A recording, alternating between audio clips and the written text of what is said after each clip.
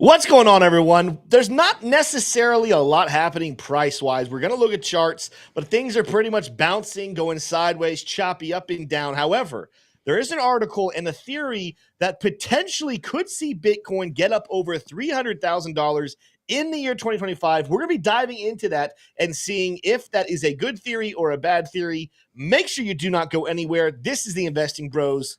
Roll that intro.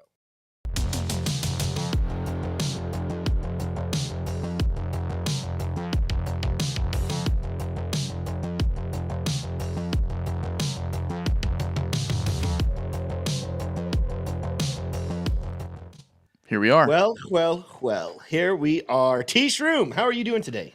Oh, man. Tim, you know what? I don't think I've actually ever said this, but I'm doing better than I deserve. I really That's am. a new one. And it's not that I deserve worse than what I have now. It's just, I'm just feeling really good, Tim. I really am. Some things cleared up in my life, and now we're moving on. We're moving forward. It's just a good thing. It's just a good thing to get through some stuff. How are you, Tim? I'm swell. I will say, and I predicted it. So I've been on a new campaign of morning workouts. It's going swell. But when I say swell, a little bit of swelling has occurred. I think I'm doing some high. I'm in a phase where I'm doing a lot of high volume. So a lot of 12 rep stuff and deadlifting. When you do high rep deadlifting, sometimes your back reminds you that, at least mine is reminding me I'm getting a little older. So Right. I'm glad I got a good workout in this morning, but my lower back is definitely like I went to pick up, I think I dropped a pen off my desk a couple of minutes ago and I went to bend over to get it. And I just got that friendly reminder. Hey, you did deadlifts this morning. Go easy with it. So that's fun. But it'll be gone here in a couple of days. Yeah. One time I was out with my friends and they invited me to go to this gym. And it was just like a free access gym. So we went and they were doing all these calf raises. And they were like, oh, T-Shroom, you got some big calves, do these calf raises with us. And they had like 25 pounds that they were holding onto as well with the calf raises, elevated. Right. So you stand on an uneven ground, your toes are on the ground, and you're just doing calf raises like that. And I just pounded out like 3 or 4 sets of like 10 reps. And the next day I couldn't walk. It was that bad. If you're not used to calf exercises, those can jack you up for a little minute. Yeah. T-Shroom, before we jump into the world of crypto, because believe it or not, I don't believe people came to hear about backs and calves. Could be wrong. Put a 1 in chat if you did. We can integrate that later on in the show. Do you have a quote of the day for us before we dive into the crypto charts? I do. I do have a quote of the day for us. I've actually got 2. I've got one that was recommended to us, and then I've got one. Actually, let's just do the one that was recommended, and I'm not going to show a visual for this, but this was David Letterman's advice to Jerry Seinfeld. These are 2 American stars, stars in the comedy space here in America. He said, "Make sure you fail doing exactly what you want to do. That you can live with." That was brought to us by the one and only Matt C. So very appreciative, Matt C. bringing us that quote. Yeah. That'll live on in infamy forever. Yeah, that's a good one. You said you had a second one as well? I do, Tim. And it's about, we're already kicking off the show with an exercise theme. So exercise quote here. Exercise may not give you everlasting life, but it's a good key to health and longevity. And that is from a bot. Not a bot. Might be an AI, but it's... Maybe. It's true. Do you agree with that? Is that why you work out, Tim? I mean, I've flipped a couple of years ago from let's see how heavy the weight can be when I pick it up to, hey, we need to do this just to keep on living and not, there's still days I forget how easy it was when I was younger to stay in shape. And now like it's a daily challenge. And then like you can go consistent. I don't know if anyone else in chat, we're going to talk about crypto in a second, but anyone else in chat, put a 100 in chat if you agree with the statement I'm about to say. You can work out diligently for like 4 months, 5 months, 6 months. You're killing it. You're in a groove. And then you go on vacation. You go for 1 week of vacation and you come back and it seems like all of the work beforehand is completely gone. That's not how it was when I was younger. I could get right back to it when I was younger, no problem. But now that I'm older, it's like literally if you take 1 week off of training, you're starting from scratch, give or take. So that's always fun as you get into the trading world. But you know what? I kind of woke up this morning. I will say, You did. I almost said, you know what? I'm going to pay someone $10 and not work out this morning. I was not feeling it. I did not want to get up and work out. That's weak And sauce. And you know what? I thought to myself, T-Stream's going to call that weak sauce. Also, you don't gain and you don't build when you do things that you want to do. That doesn't stretch you. That doesn't make you a better person. That doesn't develop you.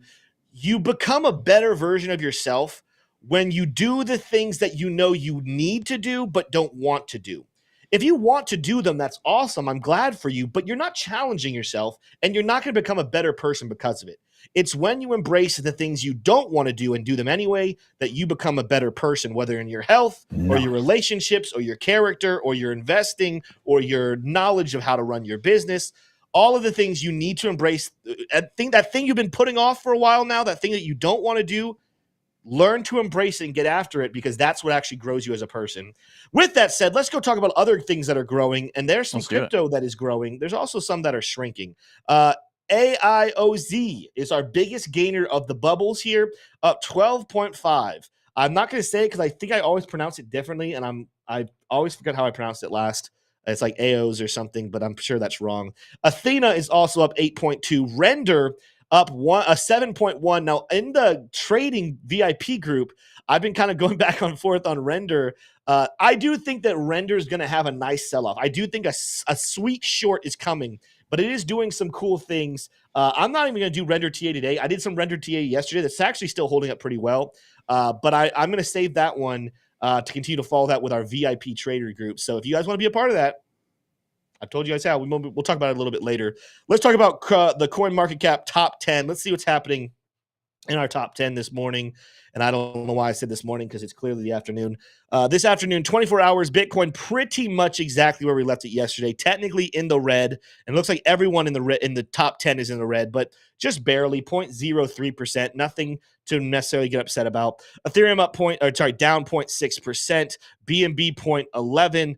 Solana down 0.77%, I should say. XRP probably, nope. Looks like Cardano and XRP, the bigger losers. 1.42 for XRP, 2.57 for Cardano. So that kind of wraps out your top 10. What's happening there? Let's go ahead and take a look, though, at the charts. And I'm gonna somewhat be brief today with the charts, and we're just gonna get into the news and then save time for some Q&A later. If you guys are excited about that, make sure you smash the like button. When it comes to Bitcoin, though, kind of just trading sideways here. This is the daily chart. Again, we talked about pretty much exactly where we were yesterday. So the daily chart, things we're keeping an eye on here. We hit our take profit on the sell order we were under in the daily chart. What I told you guys keep an eye on is a potential rebound back up here to 60, maybe back to 67,000. That's where our smart trail is. We've bounced off of that several times. However, I do believe it's the 4-hour chart that's kind of slowing us down here, where the 4-hour chart did have kind of a conservative take profit right at this level, about 64,600. Well, guess what? We hit that level, and now it looks like we want to cool off here a little bit. If I pull up the oscillators here, we are overextended and could see a pop back up. I like that the RSI is sitting on the 50 and that stochastics is low, but we did just print a bigger, well, it was bigger on the lower time frame. Now it's kind of going away from us. We're moving to the downside. It's flirting with us right now on the 4-hour chart. We'll have to check probably later on the show if we do print a bearish momentum dot right here. But you do see the money flow does look like it wants to go ahead and cross below that bullish threshold. And again, it went away here because it updates, but let's watch over the next half hour or so to see if that bearish momentum dot comes back, in which case that could bring Bitcoin's price back down to about 60, I would say 61.7, 61.5 at the least. That's where the beginning of our smart trail cloud is coming in here. But at the same time, the reason I'm going to hold off on an if-then statement, and I told you guys, we're in a season right now where we could go up or could go down because we're in a very boring, sideways, choppy price action. If we do start to build back to the upside, let's look to break back into, back above 65.5, and then we can make a look towards 67. But like I said, 4-hour chart giving us kind of mixed signals. If we do start to break low and that bearish momentum prints, not going to be surprised to see a pullback below 62,000. In which case I'd say go ahead and start looking for a good long position, because this is the sideways, boring, choppy area of Bitcoin. It's going to be a little bit all over the place. Like we said, Cardano was the biggest loser of the top 10. Let's take a look at what it is saying here. Now, on the 4-hour chart, we did get a sell order as we got close to the smart trail concept on the 4-hour. Let's continue to watch to see what happens there. Come on now. I want to look at this full flow. There we go. We have a take profit on Cardano back down towards 41 cents. So again, with the fact that we kind of entered this sell order so close to the smart trail concept, that gives me some reason, T-Shroom, to believe that this might not be the strongest level of support. It's holding up as support right now. So I'm not necessarily saying you got to run for the hills, but if we start to move with some momentum, and we have seen some volume come in here on the 4-hour chart when we're getting bearish, we could see a pop back down to that 40-cent low that we had here not too long ago. Again, I've been saying in this season, I'm not going to be surprised to see Bitcoin trade for the most part sideways, and altcoins trade slightly to the downside. And we're going to watch this chart right here, this Bitcoin dominance chart. I'll turn off Lux Algo for a second. I think we're going to watch this chart, especially on the weekly chart, start to climb back up towards 60%. Even on the times where we see altcoins rally, I think we're going to see Bitcoin just rally a little bit more. This is not altcoin season. This is the season where Bitcoin continues to gain in dominance. And you can see, even though there's been blue weeks in here, bearish weeks, as a whole, we've been overwhelmingly bullish on Bitcoin dominance since back in November of 2022. Yes, you have seasons, weeks, maybe even a month or two where it starts to slip to the downside, but higher highs, higher lows. I think we've just put back in another higher low, retesting former resistance. I think it is time that Bitcoin dominance is going to pop up there. And what that means, again, doesn't mean Bitcoin goes crazy high. It means Bitcoin kind of ranges, altcoins range, but just slightly to the downside. That's my prediction on what we're seeing over the next little bit here.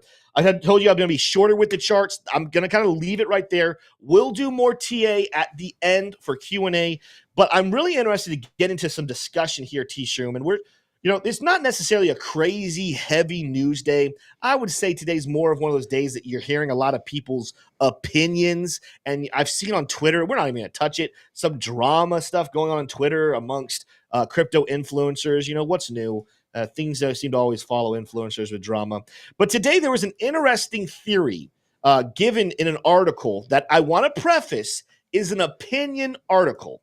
There's nothing necessarily fully factual about it. However, I do think it's an interesting one for us to pontificate on and to kind of jump into the details and kind of give our take. T-Shroom, what is that article? What we got for us on the news today?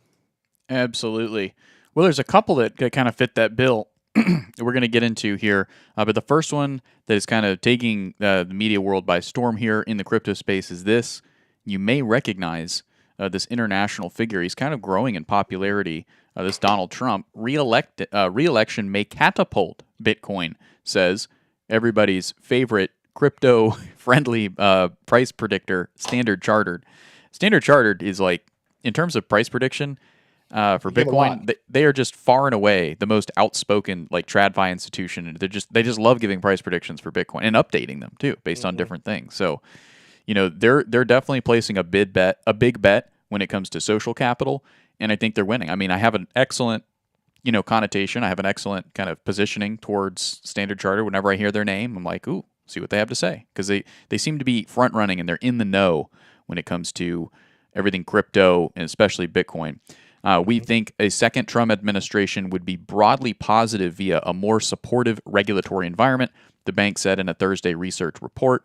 Additionally, they noted that Bitcoin provides a good hedge against de-dollarization and declining confidence in the U.S. Treasury market. So those things working together could potentially bring about a much higher Bitcoin. Earlier this month, Trump discussed the asset with CNBC, of course, Bitcoin. There he expressed his willingness to embrace the sector, stating that he would want to take it away at this point. He wouldn't want to take it away. He wouldn't want to take it away, meaning he would allow crypto to perpetuate.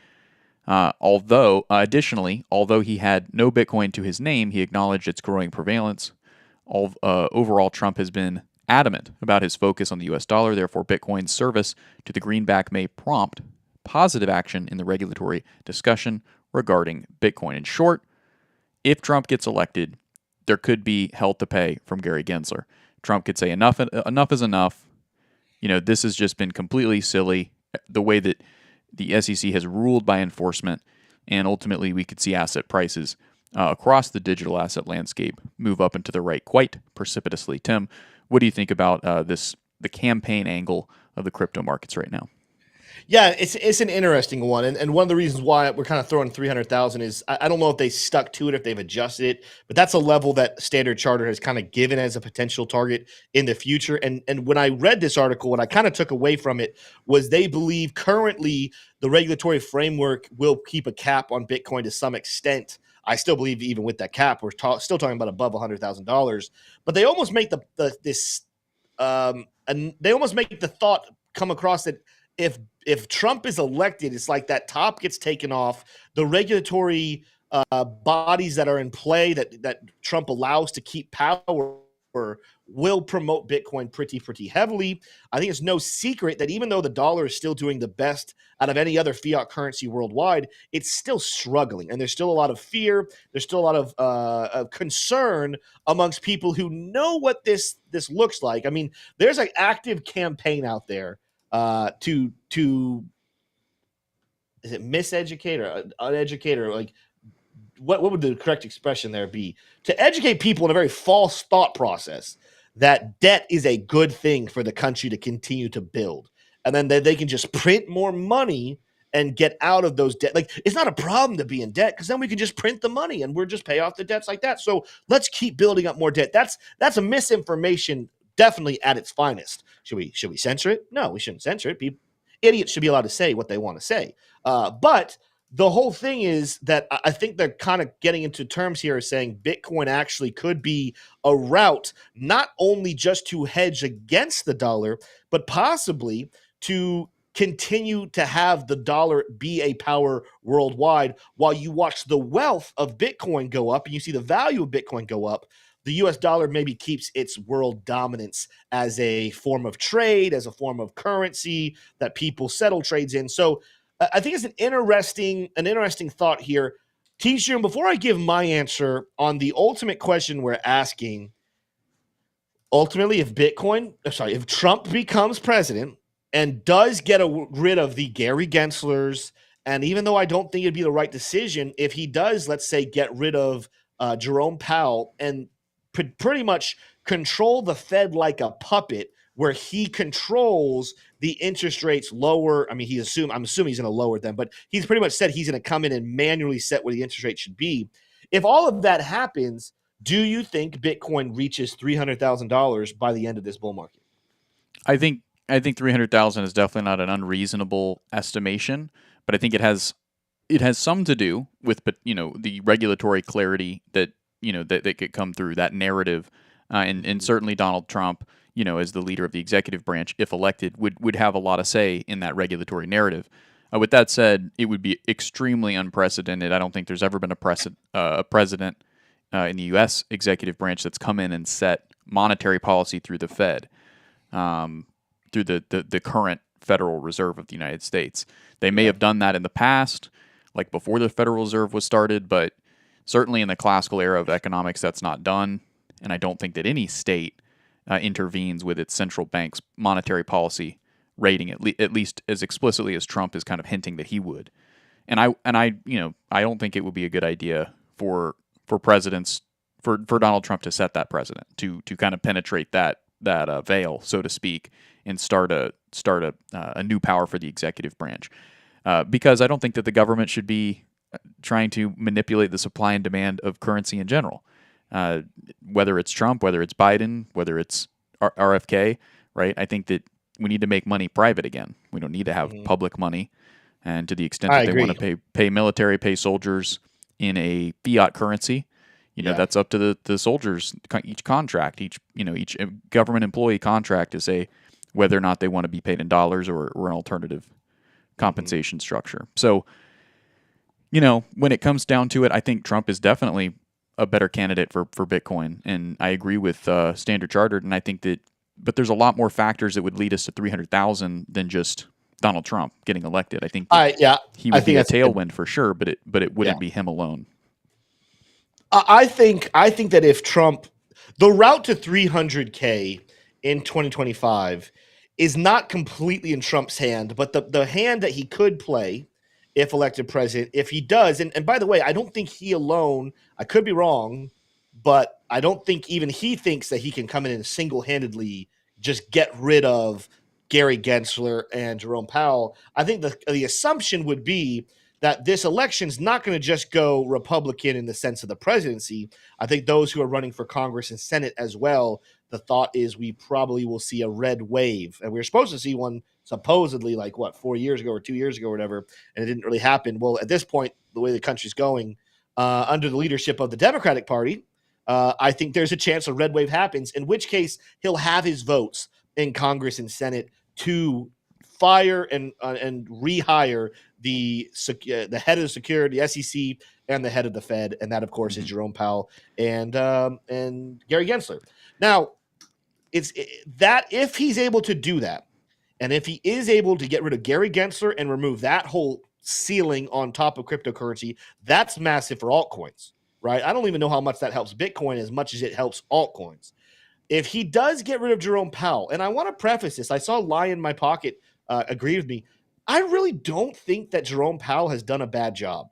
However, what he is doing is going to be rough on businesses and will continue to be rough on businesses because he's got a real problem where we keep printing money and yet we don't want to, regulate those interest rates. But if Trump does come in and if he does get the votes and gets rid of Jerome Powell and then he finds somebody who will do what he wants to lower those interest rates, that'll actually be a temporary hit to the dollar to re-empower the economy, and it would be a boost to Bitcoin. This all is why I think we get over potential $200,000. I still think the realm of 300 and then 400, 500, give or take, I still think that falls in the hands of the institutional adoption. I still think that will fall under how well does BlackRock and Fidelity and others convince their big money, their very wealthy elite clients to store their wealth into Bitcoin.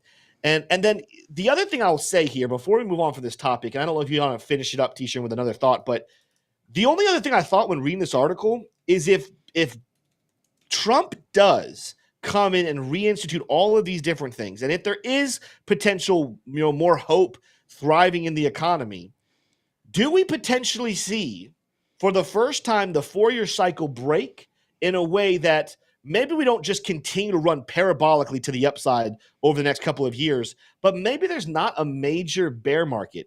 And the reason why I say that is because one of the things that has caused the bear market every 4 years is anticipation of how bullish the next halving cycle is going to be, right? But we've kind of reached the point now where all halving cycles from here on out, while technically they'll cut the supply of Bitcoin in half, this, I think, was the last very significant halving event. Meaning, I don't think you're going to see that much money being bought, or I don't think you're going to see that much Bitcoin being bought or sold based off of the next halving event. So if the catalyst is the economy is doing well, or the reason is, hey, get all of your wealth into Bitcoin because of things that Trump has done, there is a chance that we get to the fall of 2025 and we're at a very high level for Bitcoin, maybe 200,000, maybe 300,000. But maybe there's not a pullback. Maybe in the future, the only times you have a pullback is just because Bitcoin has had a nice little run up. It's had a nice rally. It's overextended. All the same things we said about when we hit 73,000. Why were we here at Investing Bros saying it was time for a nice cool off after hitting a new all-time high? Because Bitcoin got there too fast, too strong. Bull markets have pullbacks. Do we potentially see not a true bear market in 2025, but maybe we do hit 300,000 and the market needs to cool off by 20, 30% because of how quickly and how fast we got there? That's the potential I'm kind of walking away from here with. I don't know if I'm going to say that Trump in and of himself can affect the top of the bull market, but maybe, just maybe, if he gets his hands really involved in the regulation and that regulation is very favorable, we might see the end of 4-year cycle bear markets. And now you really just have to start watching and preparing yourself for how the economy worldwide is looking to know which way Bitcoin and altcoins will go in price action. Yeah, I like the take. I like that take, Tim. Yeah, and I think, ultimately we look at things like the stock to flow model every once in a while. Regardless of how accurate they are, they're not shy about what they're predicting from a model standpoint, right? So taking a look here at the Bitcoin stock to flow model from Look Into Bitcoin.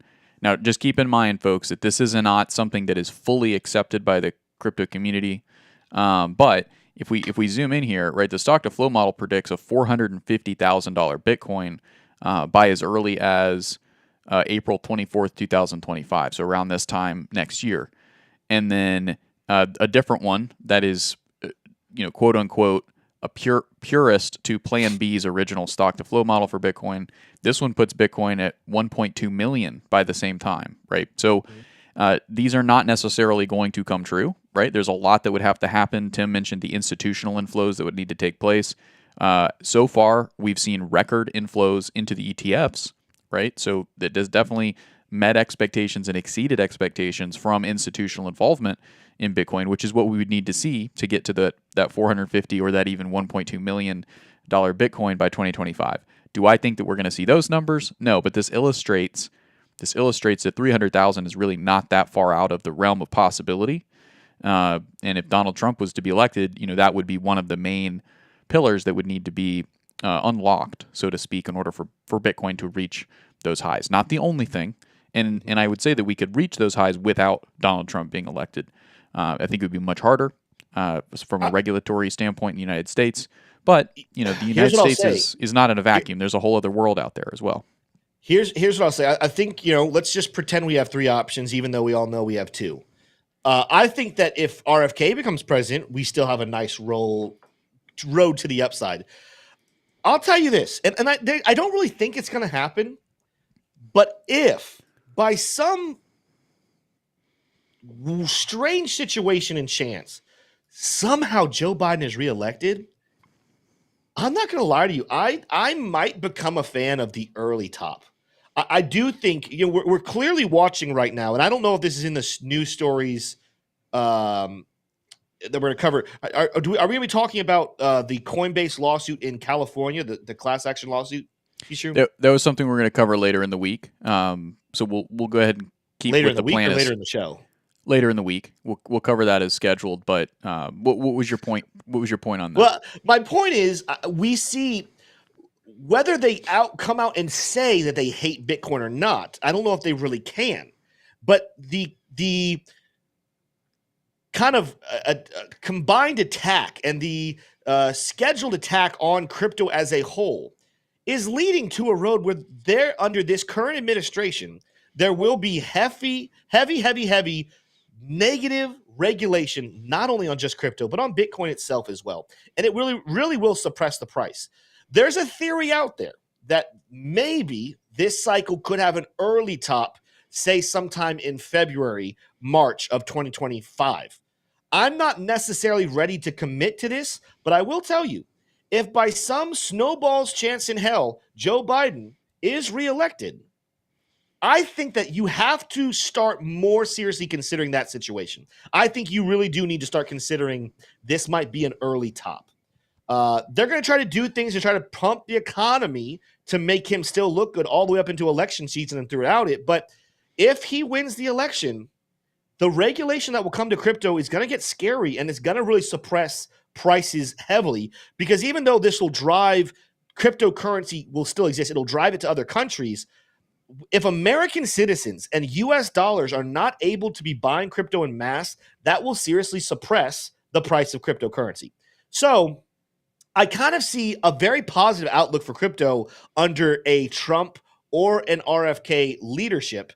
But if Biden is reelected, it's just one of those scary things. And it's like, man, I don't really want to sell my Bitcoin to get US dollars. I think I'm just going to hold while the price does a lot of nothing. But I do think that will be heavily suppressive. They will fight tooth and nail, that organization and the people that are friends with that organization. They will fight tooth and nail to not give any power away that they can. And that includes to crypto and Bitcoin. So that's kind of my scenario here. Biden, definitely not 300,000, probably not even 200,000, and an outside chance the top of the whole cycle happens in February. When it comes to RFK or Trump. I still think I'm really still targeting that 4-year cycle for now. But then I'm starting to ask the question as we get into 2025, based off of how the economy is looking, could this finally be the straw that broke the camel's back of that 4-year cycle finally being over? We all know eventually the 4-year cycle will cease to exist. The question is when. And if we have favorable economic details and favorable policymakers in the U.S., this 2025 cycle could be the one that does it. Absolutely. Well, I see some chat saying, let's get off politics. Unfortunately, we're diving even deeper. Stanley Druckenmiller gives Biden's economic policy an F, blames the Fed for reigniting inflation. Let me just speak to this really quickly. Politics is important, right? Yeah. And we're in an election year. Tim and I are not saying you need to go out and vote for XYZ. A lot of that has to do with 50% of the people watching right now aren't even in the U.S., right? And some people that are in the U.S. are too young to vote, right? Or things like this. So we're not trying to be political here, but politics is absolutely a big part of Wall Street and investing. And, they set tax rates, capital gains tax rates, which plays an important role in whether people are going to invest or not in general, right? The higher the tax rate on capital gains, if you're not using something like iTrust Capital, who we trust for crypto IRAs, then it's classically a disincentive for you to invest in general because you have less to gain because you're gonna have to pay higher capital gains tax. So, and politics is directly impacting things like that. I'll tell you this. I'll tell you this. And I know you have this article we're going to get into, but also anyone who says, "Can we please separate politics and crypto?" Unfortunately, politics has made that impossible. There are times that we've had the show where we don't have to talk about politics, but especially more recently, and especially if you go into this election season, if you are of the opinion that you do not want your crypto influencers to talk about politics, I think it's time to turn off YouTube. I think it's time to go find a cabin in the woods and enjoy your life because that's not happening. And I'll tell you this, any influencer who isn't discussing politics in one way or another is not giving you all the best information you need to make sure you invest correctly. Ultimately, guys, go vote for whoever you want. Vote left, vote right, vote middle, vote up, vote down. I don't care. That is between you and the voting booth. However, we are not doing our jobs as crypto influencers who are trying to help you understand where markets are going to move if we don't include every factor that affects those prices. And guess what factor will affect the price more than anything? Politics. So unfortunately, we cannot abide by not speaking about politics. In fact, we're going to be speaking more about politics in the upcoming months. If you don't like that, that's okay. That does not mean we don't love you. You're welcome to stay, but if you need to go. That's on you, but you're not going to find a good piece of news, daily news that's going to help you that's not going to discuss politics as well. Yeah, it's all a piece of the puzzle. If you're a mature adult, you should be able to handle a bit of politics without getting emotional and upset. Yeah. And I mean, we don't sit here and we cheer for one side or the other too hard, right? But if we are upsetting you, just let us know and we'll take it into consideration. Army Piper says it well here. Politics equals economy. Economy equals risk markets. Risk markets equal crypto sentiment, and crypto sentiment equals crypto price. And Tim, you said something there that I agree with. Politics does have an impact on price ultimately, but supply and demand at the end of the day is the driver of price, right? Especially in a commodity like Bitcoin, right? There's no CEO of Bitcoin that can come out and say, "Hey, we're coming out with a great new product next year. Our earnings are going to be through the roof," like Zuckerberg or Musk can with Tesla and Facebook, respectively. With a commodity like Bitcoin, right, supply and demand is the name of the game. And right now, what just happened? The Bitcoin halving occurred. Supply shock is going to be imminent. Let's get back into this Stanley Druckenmiller story here. We have a super chat from Piper, though. He says, "I'm out of here." So. Oh, no. Goodness. We don't want you to leave, Piper. bros. Stick around with us. We love having you join us. And if you can bear the politics, if you don't like it, we really appreciate it. All right, so let's get into this. Stanley Druckenmiller, extremely successful investor, one of the most successful investors of the 21st century. He's got all this to say. There does seem to be a lot more recognition of the fiscal situation facing us. Everybody seems to get it, but Yellen, who's the Secretary of the Treasury for the United States, who just keeps spending and spending. Druckenmiller said, "I think it's dumb politically because it's causing inflation, and it doesn't take a genius to figure out what the average American is getting hurt by. They're getting hurt by inflation. It seems to me that the Fed was in a perfect position. Inflation was coming down, financial conditions were tightening," he said. "To some extent, I feel they fumbled on the 5-yard line." Now, Tim, as someone who played football in high school and went on to play, just in general, what do you think about this analogy? Play in general. I didn't play in college. You didn't play in college. That means high school was my last padded unified football game. So what is? I laughed at the question. It seems to me the Fed was in perfect position. Inflation was coming down. Financial conditions were tightening. To some extent, I feel they fumbled at the 5-yard line. In some sense, what do you think about that? Did they fumble? Yellen is not part of the Fed. In fact, while they probably have to meet together several times, Jerome Powell's job is simply to decide based off of what's happening with the money and the inflation rate and in the jobs rates and the GDP, should we lower or raise interest rates? Should we have quantitative easing? Should we have quantitative tightening? Should we just stay still? That's his job. It's like his quarterback is fumbling the ball. If Jerome Powell's the running back, he didn't get the handoff. He's trying to block the best he can, but Janet Yellen, the one who actually has to make decisions about printing and not printing, and correct me if I'm wrong, Jerome Powell doesn't have a say in that, does he? Yeah, they both give advice. I mean, it's complicated. The answer is it's complicated. But I think he is not out here printing money. I think Janet Yellen is printing money. I think that the current administration is looking for any excuse they can to print money. And so I don't think that that's fair to say that Jerome Powell is fumbling at the 5-yard line. I don't think he has the ball. I think he's just trying to block right now. That scenario and that analogy holds up. Hopefully that makes sense. I don't blame Jerome Powell for this. I think the biggest problem Jerome Powell made, and I've said this before, is he started raising rates way too late. He was way too dovish way back in February of 2022. The economy was not as good as he perceived it to be. And by the time he started echoing the sentiment that, we might have a problem here, we'd already been hit pretty hard. The economy had hit hard. Crypto had been hit hard. It's one of those things that he made a mistake, but I think he kind of admitted to the mistake and has since then taken a more restrictive policy and been more hard like he needs to about not lowering rates too soon. I think he's doing what he needs to be doing for now. It's the quarterback, Janet Yellen, that needs to be replaced. Right. And Jerome, to that point, Jerome Powell did go on CBS and take a 60 Minutes interview, right, to say exactly that. It's like, we're doing what we can over here at the Fed. Meanwhile, we have a fiscal policy, right? The actual U.S. government, Congress, and the executive branch working together to run up the deficit to, what is it now, $35 billion? 34 billion, I wish. $34 trillion, right? So, yeah, I mean, we can go back and forth. Let's get back into the article here.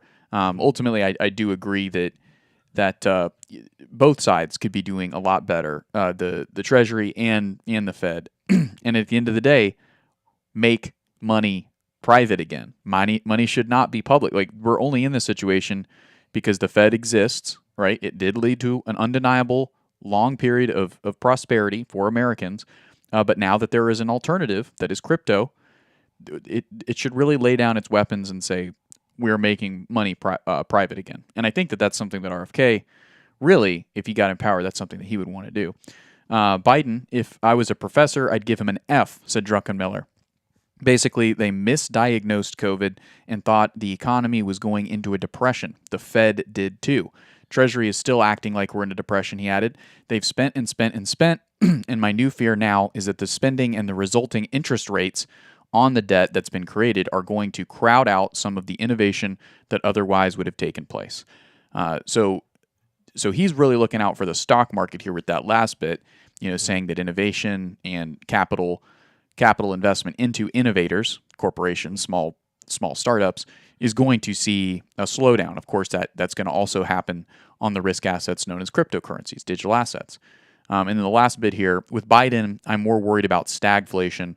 with all the government spending, with all the tricks that Yellen has been using to manipulate yield curve, with the way that the Fed seems to have reignited financial conditions. I think the inflationary outcome could be there, Druckenmiller said, but I also fear regulation and everything else preventing productivity. So I'm basically a guy without a candidate, he added. I'm an old-style Reagan, free markets, pro-immigration, and anti-tariff Republican. So he just wants to see, that kind of that Reagan era monetary and fiscal policy, which I don't know that we'll ever return to because of the nature of the two-party system that goes back and forth and back and forth. And it seems that the Democrats and the Republicans have fallen in love and found reasons to fall in love with Keynesian economics, which just goes back to the ultimate point here. Make money private again. You can spend, as much as you want, but it's going to send inflation through the roof if money is actually not printable and it's based on a blockchain with a finite amount of supply and demand. And that is not something that the elected officials that we currently have in Congress could get their head around, right? They would all be incompatible with that system because then they wouldn't know how to get reelected because they wouldn't be able to just print money and pay for campaigns. It doesn't exactly happen like that, of course, but ultimately here, Tim, I generally agree with Stanley Druckenmiller. He's extremely successful. He understands supply and demand. Giving an F to Biden and his economic policy, I think, is probably... It's not a hard grade to give, It's not a lot right there to run it up the charts there. So right.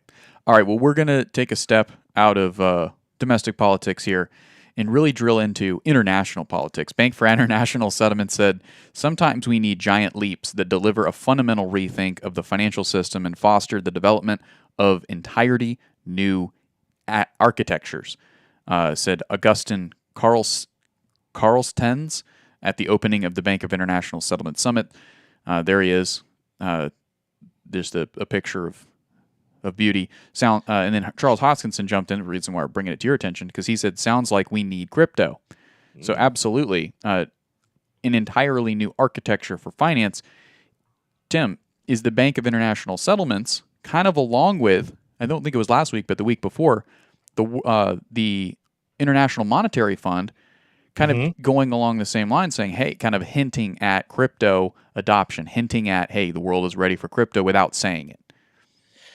Yes, but remember this, I've said this before, all dirt roads lead to decentralized currency. But one of the roads that gets there is some of these entities that realize that the current money system is broken. We need to go in a route that is digital currency. If you don't think that their top suggestion is going to be a CBDC, then you're kidding yourself. These guys are not going to go straight to Bitcoin or Cardano or any other currency that is truly decentralized to say, let's make our money like this. They're not going to do that. They want to keep control. They just realize they're like, dang it, they're onto us. This concept of us just printing money whenever we want, it just ruins everyone's lives, including ours. So yeah, this cryptocurrency thing is cool.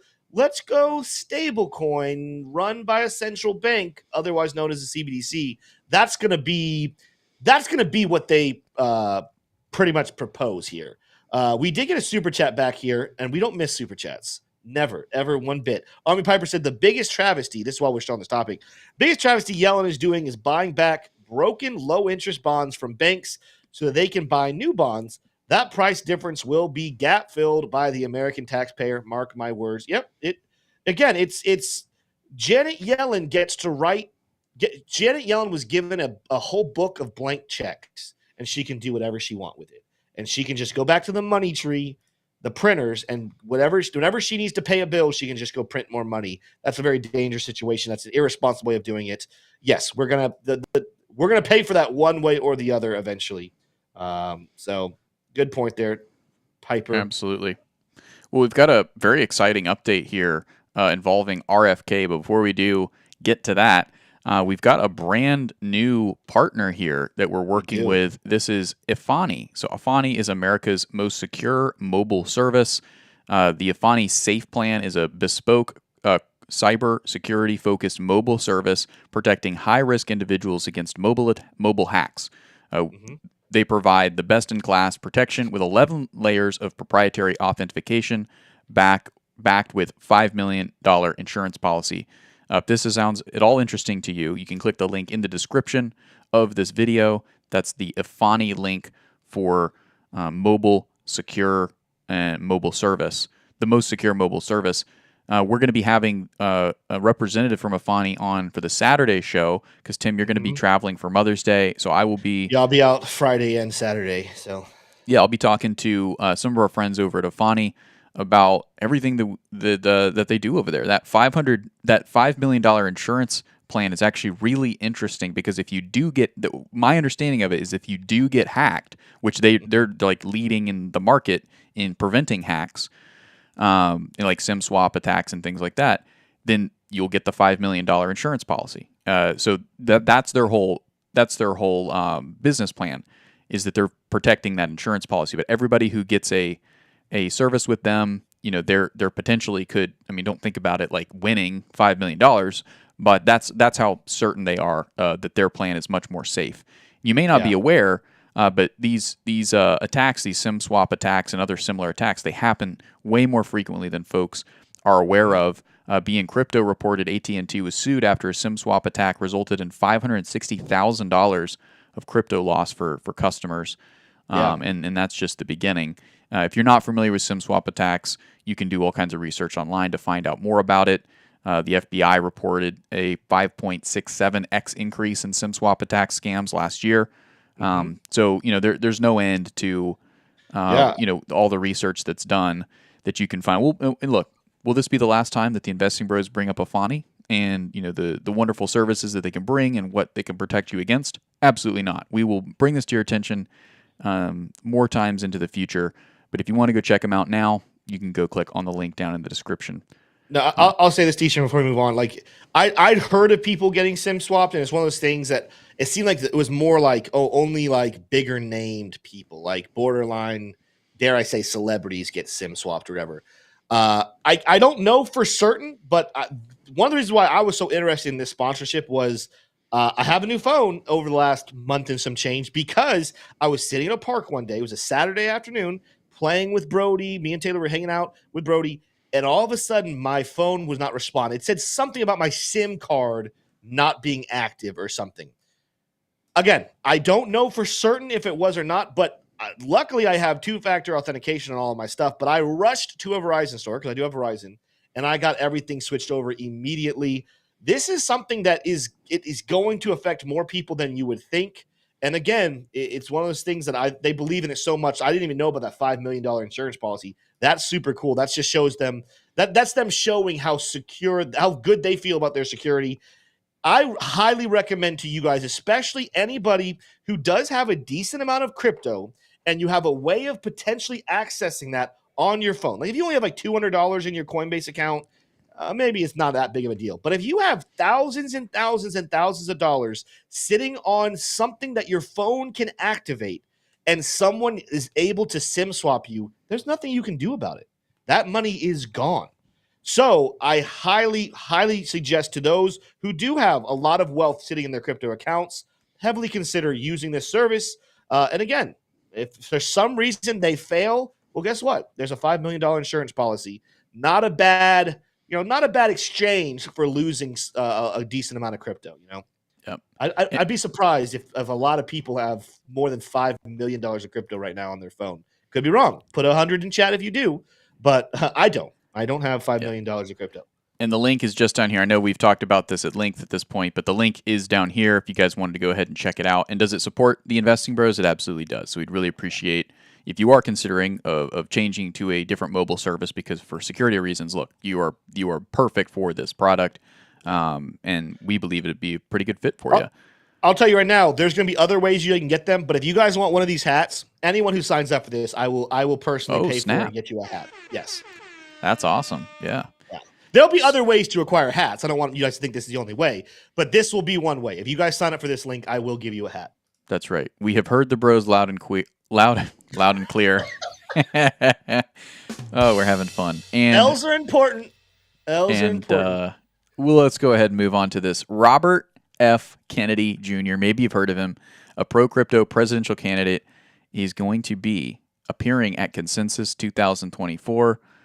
And BROZ, our inbox, Tim and I's inbox has been getting filled with, the team over there at Consensus reaching out and telling, hey, we're going to get your tickets set up so you can be there and get your audience on board and get everybody. Guys, we will probably promote Consensus a little bit, but the reality is I'm getting married the day before Consensus, and Tim is one of my groomsmen, so neither of us will be attending Consensus, unfortunately. Bitcoin 2024, though, I believe both of us are looking. Our schedules are open for that event that we will more than likely be attending. And then there's some other events like Bitcoin Day that we're partnered with as well, but that's not until I think the new year, so that won't be on our radar quite yet. But anyway, meetups are a lot of fun. And if you've always wanted to meet RFK, you've heard a lot of his content on YouTube, or you're just a fan of his campaign, he will be at Consensus 2024 for you to go perhaps shake his hand, or at least get to hear some of his talking points in person.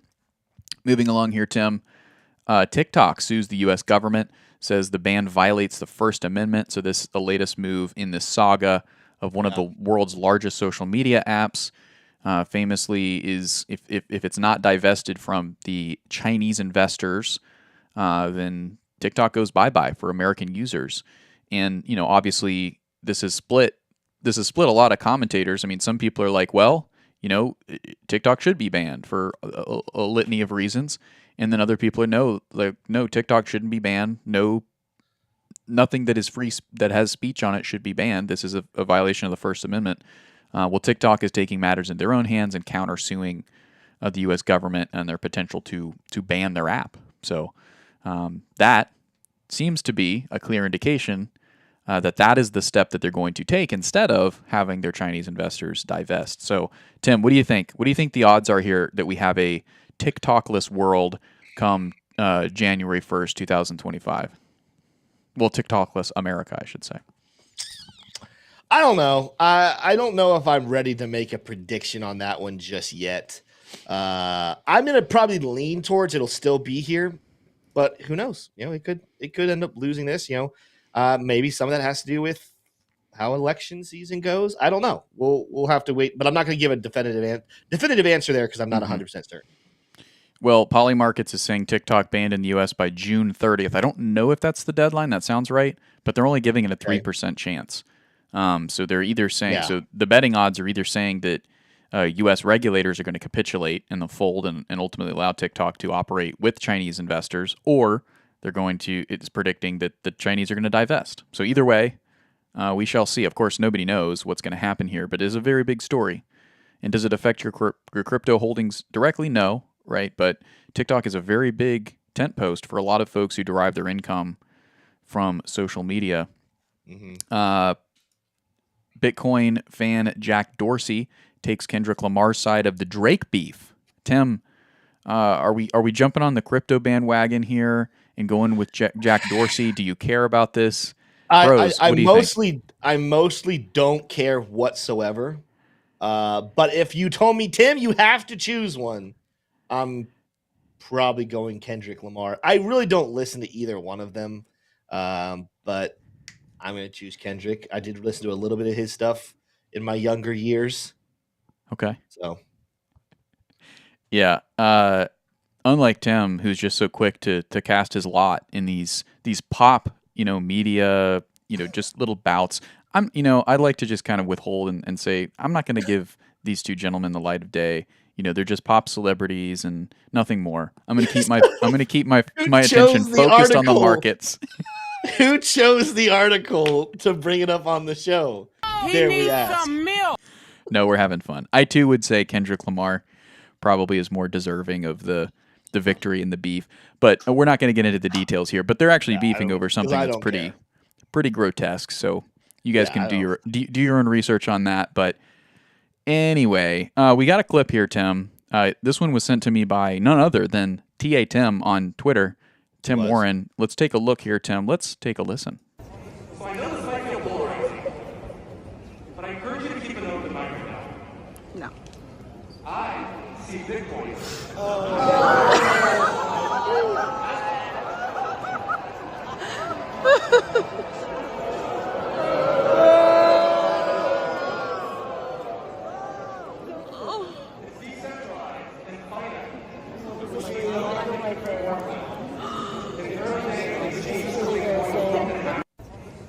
So Tim, this is a little bit It funny. gets worse. They start hardcore booing here towards the end. Yeah, it may be difficult to hear, but Ohio State University commencement speaker was booed off the entire audience after he tried to pitch them Bitcoin. Don't know the full context of this, but it is clearly, in the Ohio State Stadium, and this is the graduation week for most of the U.S. But what does this tell us, Tim? Does this tell us the price go up or price go down for Bitcoin getting booed here? Ultimately, I don't know if this has any indication on price whatsoever, because most people don't own Bitcoin, so they don't have any buying or selling power if they're going to boo it. This just tells you it's not the bull market full blown yet. There's still, despite the fact that we are not that below, despite the fact there's not that many people that hold Bitcoin that are in loss right now, and yet it's still getting booed in the a large stadium full of a lot of thousands of people. That just tells you we are still early. We're still early in this cycle. Some people thought that, we hit a new all-time high with Bitcoin and we have Solana doing crazy runs. We're already in the bull market. It's well, we're in the bull market, I think, in the sense that we're not going to see new lows. But ultimately, the time when it gets exciting and things just start going parabolic, that season has not come yet. So even the great run of Bitcoin and the great run of Solana so far, if you think it's anywhere close to over, you're kidding yourself. There's still a lot more. And one of the things that you'll see is stadiums like that be a lot more interested in looking into cryptocurrency. They're not going to be booing it. A lot of those people must only remember the FTX. I bet you if you were to poll that audience and ask them what they know about cryptocurrency, I guarantee you that what they're going to come out of their mouth is going to be something about FTX. That's going to be it. They don't know anything else about it other than FTX. We're long removed from that guy. We're long removed from that situation. It's going to have a great bull market coming forward. Maybe there are a bunch of Elizabeth Warren fans up there in Ohio State. Maybe they're just subscribed and they follow Elizabeth Warren's Twitter feed like a hawk. And they're just a community that's just gotten so used to losing to University of Michigan that they're just full of bad ideas, booing Bitcoin as well. They're allergic to winning things, Absolutely. Well, Tim, speaking of winning things, it's been a while since you've gotten the factoid of the day correct. I think yesterday was the last time I got one correct. Yeah, so a whole 24 hours. Wow, Tim, step it up. You know who we trust? It's iTrust Capital. They are who we trust with Bitcoin and other crypto IRAs. They've even got gold and silver that you can put into a tax-advantaged account here in the United States of America. Tim, what was the name of the beast that just won the Kentucky Derby on May 4th? Was it Funnel Tag? Was it B, Mystic Dan? Was it C, Sister Ship 404? Or was it D, Microwave Generation? What was the name of the horse that just won the Kentucky Derby, Tim? I have no idea, but I was listening to a podcast. Pete, what is it? Is it Pardon My Take? So one of the Barstool Sports.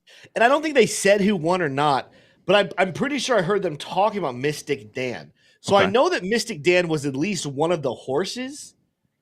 I can't remember if they talked positively or negatively, but I'm going to say Mystic Dan because I don't recognize any of these other names from stuff they talked about. Let's go with B, Mystic Dan. He's locking it in. Get your votes in here quick, bros, because Tim got it right, baby. Are any of the other names actual horses that raced, or is Mystic Dan the only one up there? No comment. No comment. Mystic Dan won in a 3-way photo finish at 18 to 1 odds. Oh, let me review this image before I click on it. Yeah, we got to get a picture of Mystic Dan. What does this fantastic beast look like?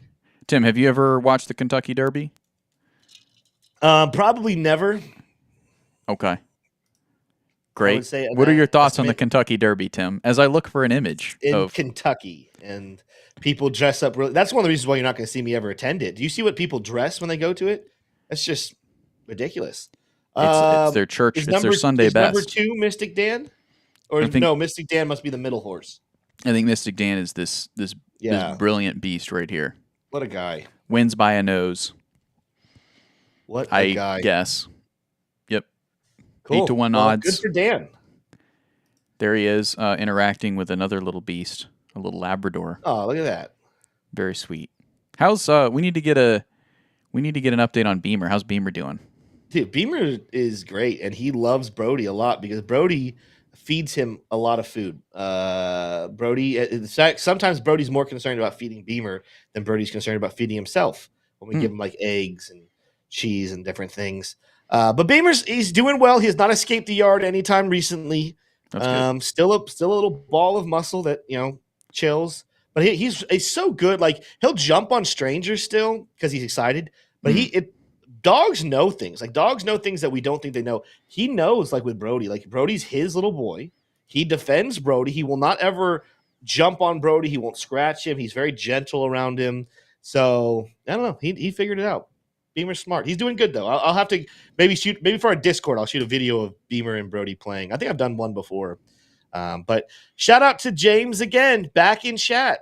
Welcome back, James. He still wants us to look at Purito. We're not going to look at it, but thank you so much for that super chat, James. Dang. That's 23 euros, almost 24 euros, bro. Right now, that's like, what, $25? Yeah, I mean the euro and the dollar are pretty close. Very close right now, yeah. Yeah. Because we're in the currency markets. We know those kinds of things. Right, Tim? We know everything. All right, question and answer session. Let's get into it. We got the factoid out of the day. We're going to get into the word of the day as well, but that comes in the midst of the jungle of the TNA. The TNA. What you got, Tim? I was going to say special shout out to 2 new moderators. I told you yesterday we'd grown pretty much more than double since we added moderators. So I went ahead and added 2. Yesterday I saw a lot of people saying username needs to be a mod. So we added username. Congratulations to him. You see that blue wrench. And then another one, a man that's had a wrench by his name for a long time. We put a poll out, and it did not get the greatest voting I've ever seen. Most people might not know Dave. Dave, you need to introduce yourself. Let people know who you are. But Dave Digital, in about a 60 vote, he got 60 votes cast. Sure. Won, but I think it was like 70% said yes. So, that's good enough to pass a law. That's good enough to bring Dave Digital into the moderating world here at Investing Bros. So congratulations, username and Dave Digital. With great power comes great responsibility. So as easy it was to give wrenches, it's also easy to take wrenches away. Please wield that wrench with grace and honor and dignity. Let's get some. What do you guys want to talk about today? Do you guys want to do some TA? I didn't do a lot because, again, there hadn't been a lot of price action in the last 24 hours. Wait a second. We'll get to this, but Tim, we got some breaking news here. I didn't realize this. This is huge. Got some adoption news. $438 billion AUM Susquehanna discloses 1.3 billion Bitcoin ETF portfolio. So that's who's been doing all the buying. Goodness gracious, 1.3. I think that's the biggest allocation I've seen from this new wave of buyers. So maybe that was the one that pumped up that pumped up the ETF inflows recently. Very, very interesting there. Maybe. Well, that's cool. Listen, I'm still at this point, unless bad news comes into the space. Go to my chart here really quickly, T Shroom. I've been on record by saying, guys, I don't know if we necessarily need to come back down below 60K again. I mean, at one point we talked about we talked about 55, 56. We got that kind of hit that zone. There still is technically this outside chance that 48K gets touched here. There is a breaker block, an order block, a lot of stuff down there at that level. I think even the weekly chart kind of gives some significance to that level. But honestly, I'm waiting on if we get bad news. If we get bad news, then this stuff comes back in the equation. I think 48K could be back on the table. But for now, based off of what we know, I don't think we really need to go any lower. In fact, right now, I think Bitcoin is just kind of doing what I told you guys it would, ranging. And then maybe we have a couple of outbreaks down into this red zone below 60K. But for the most part, I would not be surprised to see Bitcoin kind of maybe pull back. I told you guys earlier in the show, 61.7, 61K is still definitely in the cards. But I don't know if we necessarily need to do anything different. And I was showing you guys yesterday, I think I told you, don't be surprised if we bounce back and forth. But if you honestly go back to the most similar looking channel that we've had post-halving, you're really looking at like this one back here, way back in 2016. 2016, you actually had, the big dropout below. You went to a new low of the, since you hit that high. but then you have this very slow trickle sideways and to the upside, right? So you don't see necessarily in this range, you don't see a bounce like this. You see a very, very slow hovering along the bottom and then just slowly working your way up to the top. And then eventually you break through, have a big breakout, come back and retest that level, and then you take off in the bull market, right? Well, if let's just pretend we see some form of a repeat of 2020 or 2016, that's kind of similar to what we're seeing right now. Could we potentially, again, a repeat, a fractal repeat would pretty much look like this. Just trading right here in this lower side of the yellow and then just slowly making our way up into the higher zone. And then sometime August, September, we break up. Maybe we come back down and retest this level as support. And then boom, bull market takes off later this year. I'm not predicting that with certainty, but it's definitely interesting that we got bullish catalyst down here when we came down below 60K. We came to the upside, and then we get hit with some FUD. We get hit with some pushback. And now it looks like potentially, again, when you look at lower time frames, it does look like the market wants to cool off. This is the 4-hour chart. We have the smart trail coming back down here towards 61. But if you come down here to the 1 hour, I do believe, 1 hour wants us to pull back, definitely at least down to 62. So I think you're seeing this repeat effect thing happening where we're going to trade sideways in a very low range and maybe just slowly but surely make our way up. It might be a while. Forget just new all-time highs. It might be a while before we ever even see 70K again.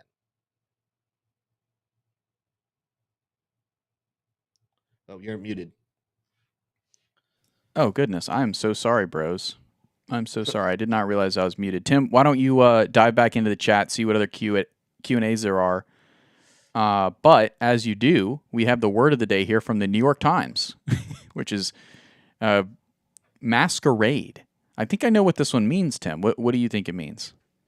Masquerade, like to pretend and to it's like it's like acting like you're something that you're not for the sake of something. I don't know, like a masquerade party or Gotcha. I feel like I just said the same thing like 4 times. I'm trying to find a better way to say it, but it's just pretending to be something you're not. I think you're masquerading as someone who knows as about an intelligent this word. person. Yeah, that's what I'm doing right now. Yeah. So I would generally concur. Masquerade is an event where people wear masks. It also is kind of a colloquial for someone who is pretending to be something, someone feigning the identity of someone else potentially. Let's see what this one is. Masquerade. Let's hear it pronounced. Masquerade. Ooh, Okay, I didn't think that was a little unsettling. Masquerade. Okay.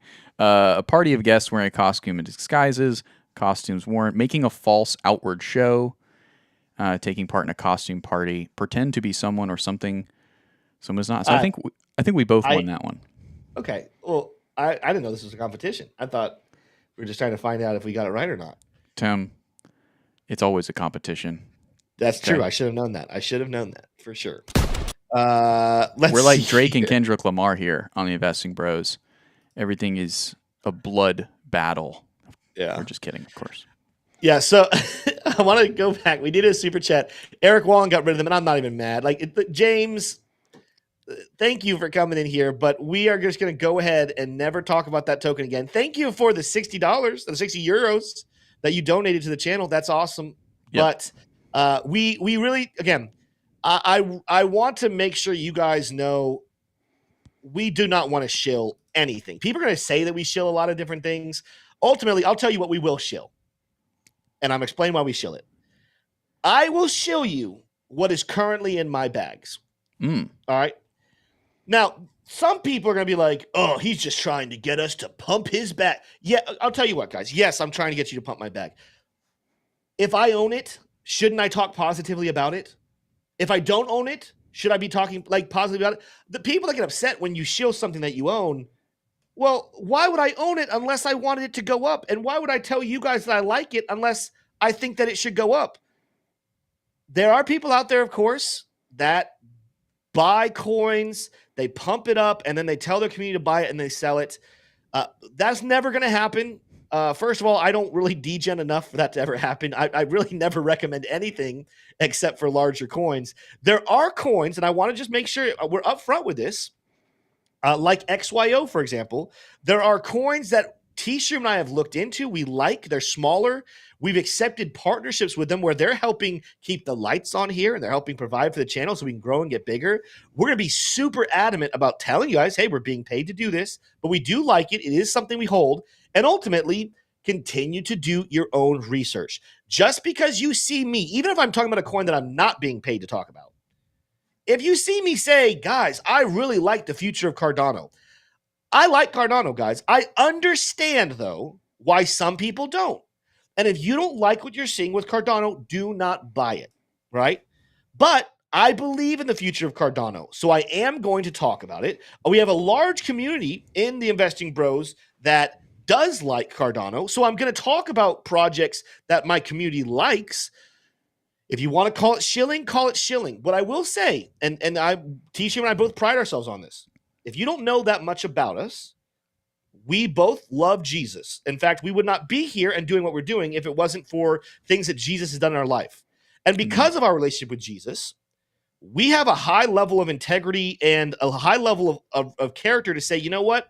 We're going to avoid some pitfalls by not going deep into what maybe other influencers go into, but we're just not going to go, we're not going to even tempt and test the waters of misleading our community. Now you can say, Tim, of course you're going to say you're a good guy. You don't, hopefully my actions speak for themselves. If you don't like me, that's completely fine. But I want you to know that I am always going to try to give the best information that I really honestly believe will benefit you guys. And when something's 50-50, I'm going to leave it out. And ultimately, there's a lot of people in our community that are more testy than I am. I don't invest in meme coins. I don't invest in little new projects that nobody knows what it is. You're not going to see those things happen here. And unfortunately, the same thing here with our super chats. When we don't know what these things are, we're not going to talk about them. We're not going to promote them. We're not going to go deep into them because we have no idea. So I wanted to make sure that you guys know where T-Stream and I are coming from. We want to be completely transparent. There's nothing we have to hide. You guys can ask us any question at any time. You guys can ask us what we own, what we don't own. I don't have any incentive to want to lie to any of you guys. So that's just a little rant there. Just so you guys know, we love you guys, but we're not gonna take these little shill things, and we're not gonna let you guys be hurt by them. Yeah. Tim, on my 9 a.m. stream, I thought it was Wednesday the whole day. Now you were promoting Wednesday. I almost just said we have bro time after the show. I literally thought it was Wednesday this morning, and I don't know why, because I knew it wasn't Wednesday. But anyway, tomorrow we'll have bro time directly after the stream around this time. So let us know in the Discord what are some topics we want to discuss. Tim, we had a great trading Discord session yesterday. That was a lot of fun. We did, and we tried to record it, but it didn't work well. So on Thursday, I think we might be switching to Zoom for our Thursday VIP trading group. We'll keep you posted on that one. Yeah, there's a couple things that went wrong there. But yeah, for all of our members who purchase Lux Algo, if you guys ever watch us do TA, we use Lux Algo. It's the number one trading tool out there. If you purchase it with our link, and make sure you purchase it with our link. We've had a couple of people who I don't know if they did it with our link. I think they might have just gone to luxalgo.com, and I let them in anyway. I wasn't going to nickel and dime people and be like, well, we didn't benefit financially from that. But if you would please, when you go to sign up for Lux Algo, make sure you click the link and register under us. That does support the bros. But we have a whole trading group. I give my thoughts throughout the day. I give feedback to you guys when you ask questions. And ultimately, the other cool thing is going to be Thursday night VIP trading streams for our members only. Made up for last week by doing one last night. So ultimately, that's not going to be a normal thing on Mondays, but I did do it last night. And we had a lot of fun. Did a lot of education, and we're going to keep doing that. And then ultimately, I want to make sure to save time at the end of every single one of those to get some feedback from you guys on what you're trading, what you're not looking at. What you are trading, what you're looking at, and so I can help you see it a little bit better. Yep. Never going to give you financial advice, but I am going to try to help educate as many people as possible on how to read the charts to be a more effective trader. Absolutely. And on the subject of members, Tim, we've got some new members. Robin Burke and My Crypto Journey became members 0 days ago. Damian Reka and Nal became members as well. They became bros. And when you become a bro, you know when you're a bro. David Harrison became a bro.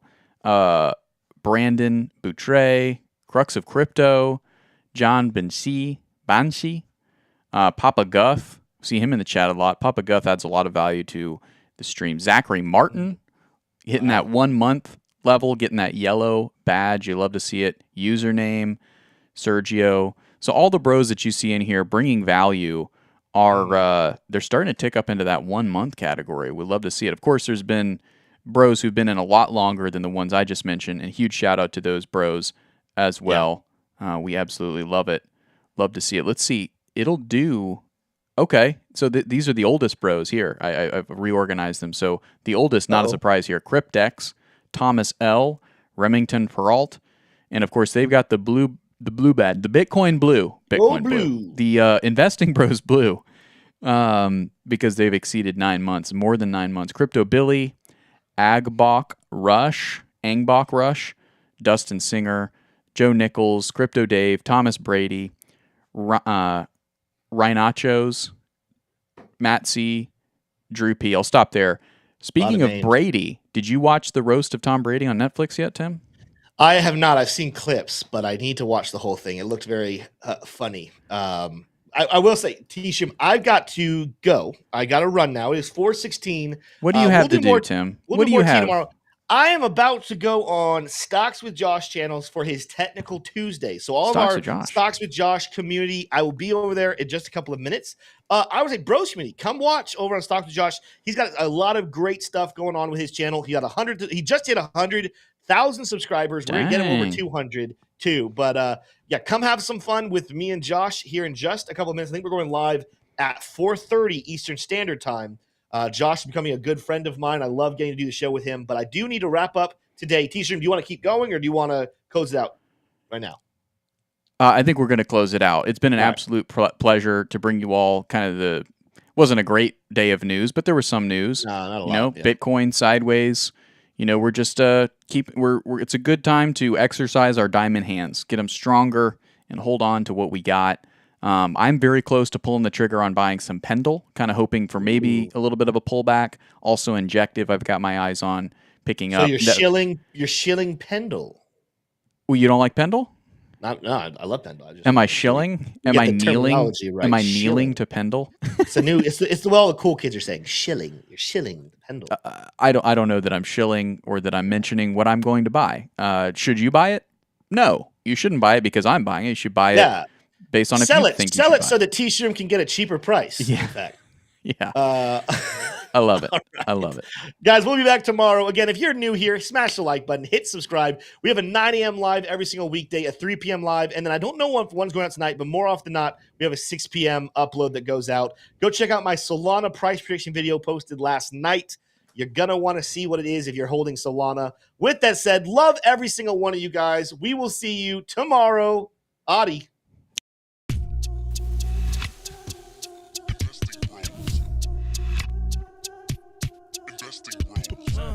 Tryna make paper, turn that better to cake. Money like Lego, connect the dots that bank. We are investing bros. We are investing bros. Army pipe, lethal on trade. Entries and exits, worthy of praise. Tim, the professor of the TA. Shout it out loud on the PA. T-Shroom's news got the word. Doing better than what he deserves. Beamer, leave no evidence. Soon fly coop with his dividend. Tryna make paper, turn that better to cake. Money like Lego, connect the dots that bank.